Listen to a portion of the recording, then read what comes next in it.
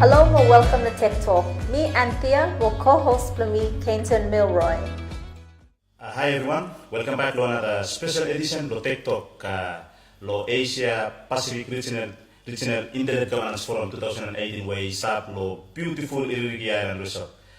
This week we got full of topics: cyber security, internet governance, where we brought topic here, and then all another technological workshops we start happen lo another two areas lo Irigi. But before you jump into that topic for today, we want to thank you, Logistics Limited, Lofandem Soya, plus also another big sponsors where they make ABR IGF happen, local dribble. Mika Budemi lo this for show, Mr. Paul Wilson. Thank you for being on the show. Morning. Mr. Paul Wilson, Director of APNIC. APNIC. And you also one sponsor for ABR IGF. So thank you very much, Mr. Paul. Pleasure to be here. For your time.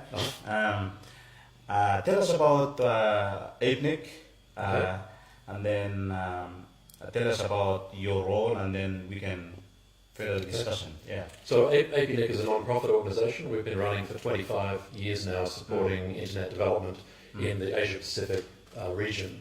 So we cover a huge area from Afghanistan through South Asia, through China and Japan, and all the way through Australia, Southeast Asia, and the Pacific, the South Pacific Islands. And we've been doing what we can to assist in some parts of internet development over all of these years. We offer a service, or our basic primary role is as a regional internet address registry. Okay. And what that means is that all of the internet service providers and anyone who's building internet infrastructure, they need addresses. They need IP addresses. And in this region, in the Asia Pacific, those IP addresses come from APNIC, so we make an allocation of numbers to the network, so the network can then connect into the internet. Okay. So that's an essential, like a core service. But we also do more to help with the people who need that service, the people who are building ISPs and networks. They need a lot of help, actually, especially in the developing parts of the region. And so we do a lot of training and technical assistance to help them to actually to build the internet infrastructure better and more safe and secure. It seems that the role of APNIC and ICANN overlap somehow, but what's the difference between APNIC and ICANN as the domain name level registry? And ICANN is a global coordinator for both names and numbers, so it's ICANN, names and numbers. Names and numbers. And they perform the role globally of providing the initial coordination point. And it works differently for names and for numbers. Because at the names level, you've got global names like .com, .asia. That's top level. That's top level global names. You've also got country names like .vu. That's on the name side. So they work either globally or nationally. On the numbers side, it's quite different. There's ICANN and there are 5 regional internet registries. So APNIC is just one of 5, and the others are in North America and Latin America and Africa and Europe. And so we don't work on a national level, we work on a regional level because that's a better way to manage the IP addressing in the region. And we've so ICANN does some coordination at the global level. But before ICANN, we were doing this job before ICANN, and ICANN came along to help the US government to make a better job of that global coordination. And so ICANN came along after us, but of course we work with ICANN because they provide this coordination at the global level. So the number system thing that APNIC is allocating to networks, it's an important component or element for the internet. How the internet architecture works. It depends on those numbers. Exactly. When it comes to Pacific Islands, our infrastructures are limited. We've got difficulties in financing infrastructures that to bring internet to rural communities. Of course. What is it to do with the internet governance for Pacific Islands? especially a country like Vanuatu. How does APNIC comes in to help with Vanuatu in the context of internet development? Well, you know, the internet's very big and complex these days. It's all around us, and there are a lot of different aspects, like apps on your phones and legal issues and technical issues. There's names and there's numbers and there's many different things. And what APNIC is especially interested in is that layer of the internet, which is the ISPs and the network operators who build the networks. They're the ones who rely on numbers, and they're the ones who really need to do that job very well for the internet to be what we want it to be, which is fundamentally at that internet infrastructure level. It's got to be stable, and it's got to be secure, and it's got to be efficient, it's got to be available. We all know what it's like if you've sort of become dependent on the internet and suddenly you can't connect. It can be a real problem for many of us individually, and if it happens a lot, it's a problem for a country.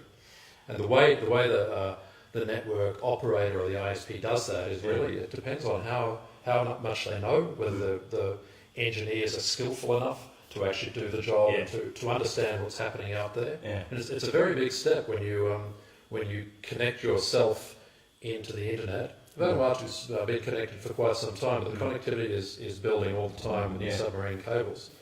But when you are connected, you're exposed to the entire global world, right? And so the challenges of that for the engineer is very very tough, and the internet's growing all the time, it's changing all the time, the security issues of different kinds of attacks are changing all the time. And so for these operators to do their job properly, it's not an easy job to do. You know, it doesn't, as an internet user, you kind of take it for granted that you've just got this internet thing available to you, gives you Facebook or whatever. But behind that, it's a lot of challenges. And so for a small and developing country like Vanuatu, APNIC really wants to help to make sure that you can do that job as well as possible. We work with the local engineers and the local community, especially the network operators, so that they can do the best job. Thank you very much for this information. Vanuatu is one of the most vulnerable countries in the world when it comes to natural disaster. We've got volcanic eruption. We faced with cyclone. 2015 we faced this big cyclone, category 5 cyclone time. And so resilience, to be resilient in technologically, where you talk about infrastructure, and APNIC worked a lot with all the ISPs and all the operators in the areas of infrastructure. What do you think Vanuatu should learn or should think about when it comes to resilient, and then associating that with resilient infrastructure? The internet is quite good at resiliency. It can be a very resilient infrastructure when it's designed the right way. So there's some skills in making sure that you've got things like backup connections. If you're connecting a remote point, say an island, then having a single connection from your main island to that island provides a single point of failure. And so one of the techniques you would use would be obviously to have multiple connections. That happens at all levels. So you need to have multiple international connections so that if your cables are taken out in one place, you can still come in through another area, or you could use satellite as another backup. I mean, the internet's wonderful in how flexible it is. In some cases where we have taken an interest in natural disaster preparedness and mitigation in the region, we understand well how difficult it can be.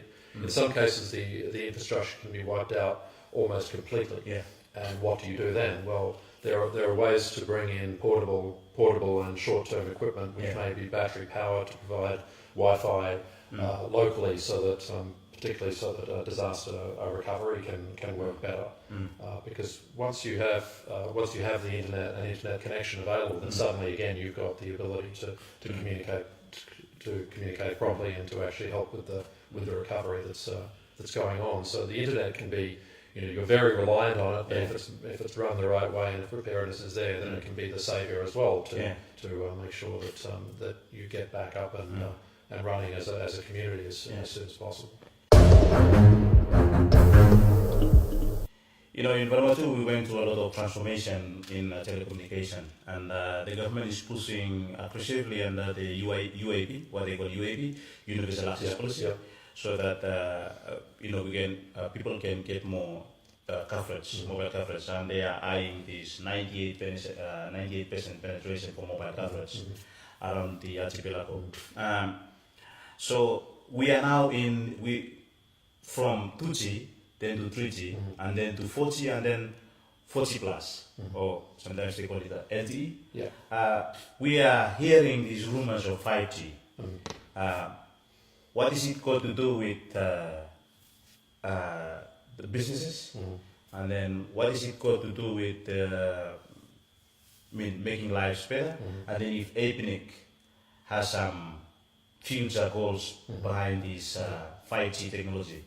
Well, look, there's a lot of hype about 5G, and 5G is potentially much faster and much more immediate in communication. But your internet service in one place is only as good as the weakest point or the slowest point. And so there's no point in going from 4G to 5G if your international connectivity is too slow. Yes. If it's much slower than 4G anyway, to actually allow you to have a good fast broadband experience to international content, then the 5G won't make any difference to you. So I think the entire infrastructure at all the levels of the mobile telephony, the cable and internet exchange in Vanuatu, the international connections, all of those things need to be understood and managed properly so that they all work together, and people in Vanuatu have the best experience. And one of the other aspects of redundancy, I mentioned in disaster mitigation, you need redundancy, you need backup connections, you need multiple ways of reaching.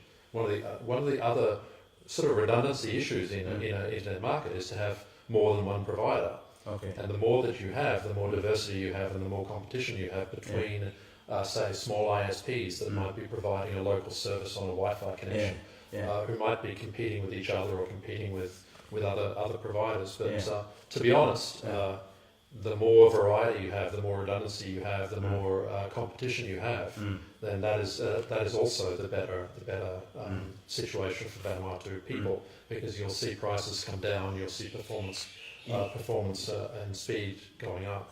So one of the things that a government needs to do is to try and liberalise and open the market to competition without doing sort of a lot of damage in terms of existing revenues and so forth that they may rely on. But the quicker they can do that, the better. I mean, Vanuatu, maybe you feel you don't have like the best internet environment now, the most modern internet experience now, but you're not going to get a modern internet experience from it as you might see in a developed market unless you have the same sort of pricing environment. Unless people can access it at a good competitive price, they're not going to use the internet for what they can. You know, you can't have parents won't let their children explore on the internet if it's costing them money for every minute that the child is there.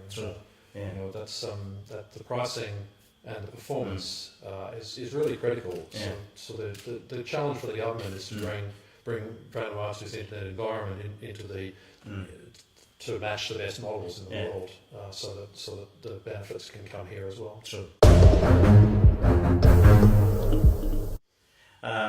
Well, internet is not only managed by several organizations, it's a multi-stakeholder level of management across administration, and it involves NGOs, government, and private businesses.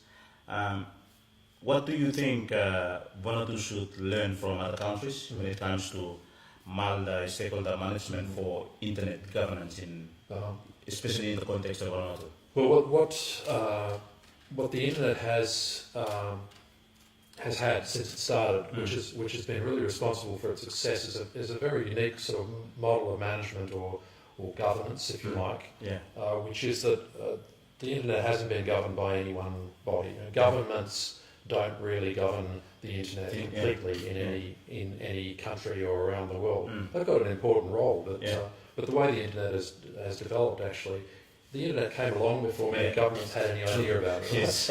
So governments found that their people were relying on the internet before they even recognised it, back in, say, the 2000s. So, governments back then started looking at what it is that makes the internet special and successful, and how can they maximise the benefits in different countries. And back then, a discovery was made of this thing called multi-stakeholder model, which is just the natural way that the internet has operated through cooperation. So you have network businesses cooperating with each other. Unless networks connect with each other, unless they cooperate, you don't have an internet. So you've got a cooperative relationship from the start. You've also got governments playing a role in encouraging, encouraging internet development and not limiting it arbitrarily. So you need low licensing, you need low barriers to entry, and because the internet actually has got a very low barrier to entry by itself. Any kid can start up an ISP in their village if they want to. You buy a bit of equipment, you get a connection, you allow others. I mean, you're an entrepreneur, you know this. So anyone can potentially do it, but if a government is saying, well, you're not allowed to do that unless you pay something that's an unreasonable fee up front, or unless you jump through hoops, then it's not going to happen. So that will hamper a lot of That's right. So governments, the best internet sort of growth environments happen where governments are permissive and liberal in allowing and encouraging internet access and playing their role, which is to guard against some of the worst aspects of the internet that I think we all know about. But then you've got the non-government sector. You've got community centres and libraries, for instance, which can be really powerful in providing access to the internet to local people, even in participating in like an ISP, where a library could be an access point for Wi-Fi. And it could also be a training centre. It can be a place where entrepreneurs might go and network with each other and use the internet to support that. You've got businesses, of course. You've got government. You've got NGOs and all of these people, all of these groups together. Really, if they work together, the internet can be well understood and well adopted in a community. And that's why this meeting that we're at here is really important, because it's a regional meeting of what's called the Internet Governance Forum. So in the Asia Pacific, there's this regional IGF, Internet Governance Forum, which meets every year around the region, and this year it's in Vanuatu. You're happy to host it in Vanuatu? Which is fantastic. So there were 300 or 400 people here, and many people from other Pacific islands. There's great discussions going on here about what's happening in different places. What are the success stories in the islands? What are the success stories in similar sort of economic and social situations around the world? What are the best practices around the world? So this is a really important event for information sharing. It's been really well supported by your OTCIO, by the government of Vanuatu, and it's showing some leadership by Vanuatu in hosting this. So let's talk about APNIC. APNIC is not new to Vanuatu. I heard that name a couple of months ago, and then been participating in some of the workshops run by APNIC. Tell us what sort of collaboration you are doing with Vanuatu. Okay, so we want to support the APNIC members and community to build the internet in their countries, in their economies, and so training is very important on how to run the infrastructure and how to keep it secure.